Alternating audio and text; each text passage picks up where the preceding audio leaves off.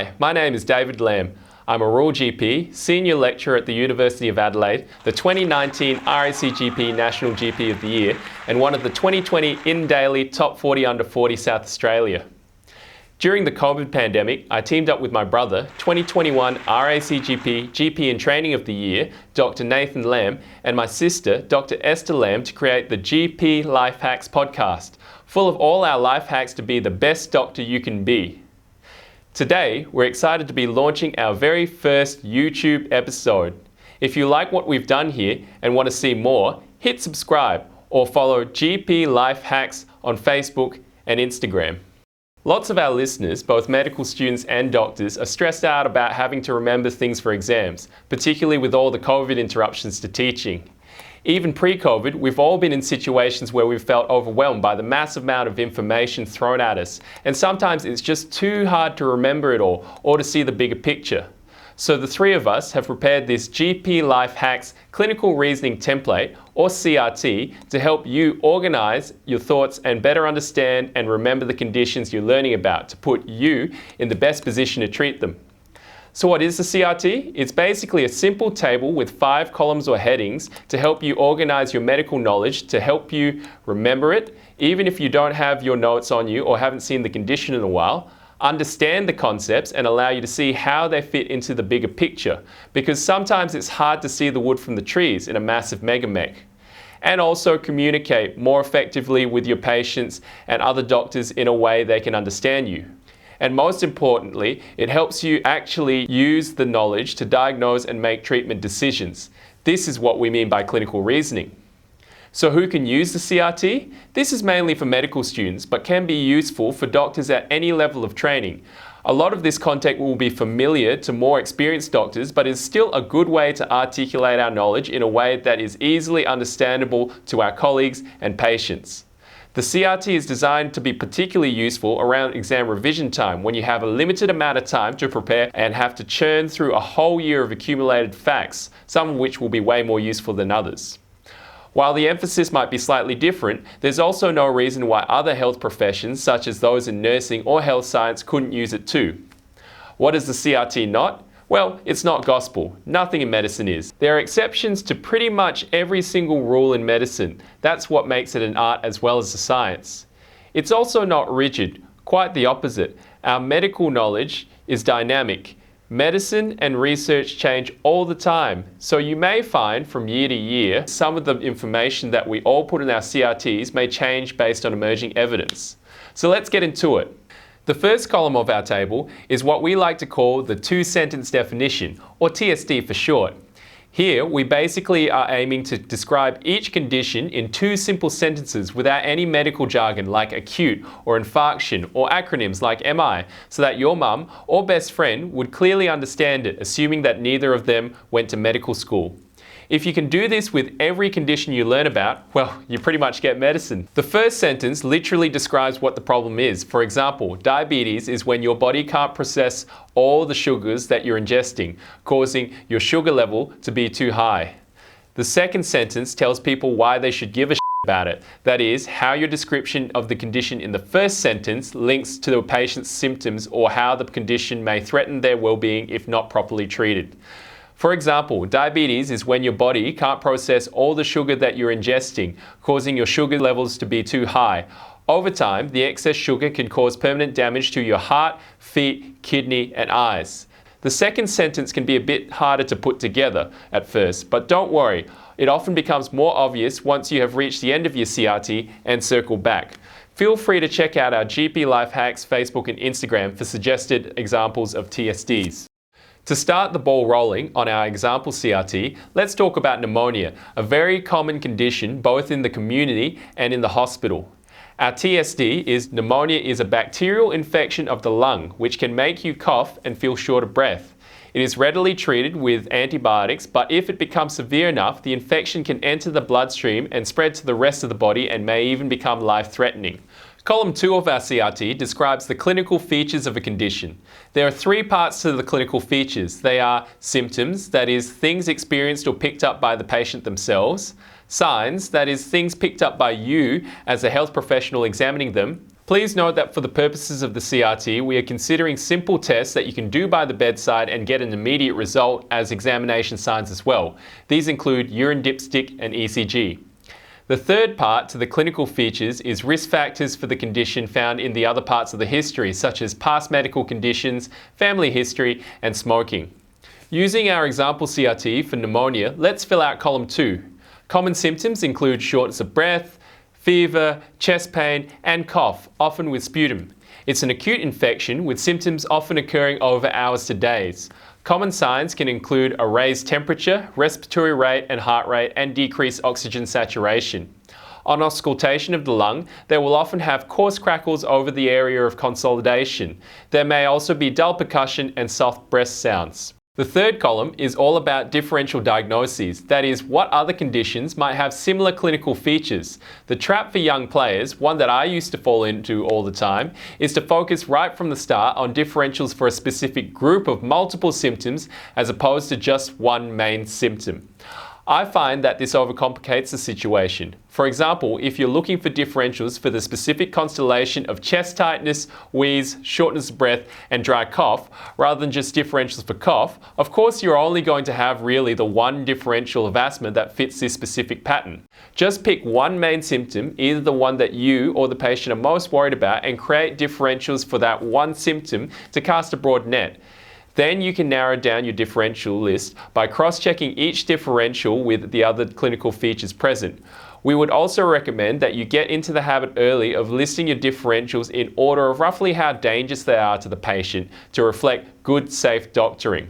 So let's head back to the pneumonia in our CRT and start off with picking the one main symptom of shortness of breath.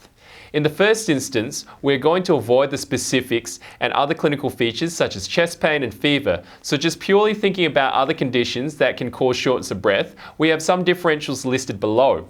As you can see, we have put the most dangerous conditions at the top of the list and the less dangerous conditions at the bottom. Now that we have a list of differentials, we are going to briefly go through each one and outline the rest of the clinical features that make it distinct from the others. For example, the presence of fever and/or cough indicates an infective process and can help distinguish pneumonia from non-infective differentials such as PE and ACS. You can probably see that we have a diagnosis of exclusion at the bottom of our list of differentials, i.e. the viral upper respiratory tract infection. A diagnosis of exclusion, by definition, is a condition which is only presumed after you have done adequate testing to make sure the patient doesn't have a more dangerous condition. Organising your differentials like this might start off time intensive, but it helps you think clearer. Remember, your comments on each differential don't need to be exhaustive. Also, you will find the process becomes quicker and quicker with each CRT as you roll through the same finite list of differentials again and again. Step 4 is where you really start to earn your keep as a health professional as opposed to regurgitating a Googled list of arbitrary symptoms and differentials. We're now going to think about whether the diagnosis is clinical, investigation-based, or both. A clinical diagnosis is a diagnosis that is made based on clinical features alone without lab tests such as blood tests or imaging such as X-rays or ultrasounds. Examples of this would be depression or anaphylaxis. There's no blood test or scan to diagnose somebody with depression. The diagnosis is made when they clearly demonstrate the typical clinical features of depression, such as low mood, loss of enjoyment in the things that would normally be joyful, with or without poor sleeping and appetite. It's worthwhile noting, though, that there may be other reasons that you would do blood tests even if a condition is a clinical diagnosis. For example, to exclude other differentials that might present the same way. As we have just said, there is no blood test to diagnose depression per se, but doctors will commonly perform blood tests on patients with depression to make sure they don't actually have a condition like hypothyroidism, which can often be confused with depression, as it can also make someone tired with low mood. An investigation-based diagnosis is one which is made definite or almost definite with lab tests or imaging. An example would be a fractured tibia in the leg, which would be seen definitively on plain film X-ray, or type 2 diabetes, which by definition causes a high blood glucose level on lab testing. There are lots of times where you, as a good health professional, may have already found the correct likely diagnosis based on clinical features and are simply doing the test to confirm your clinical suspicion and to make sure that you are performing the best treatment possible.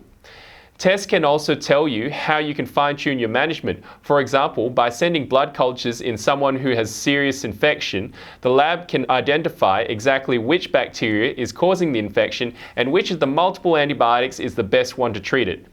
Investigations can also confirm the severity of an injury, and this may influence your management.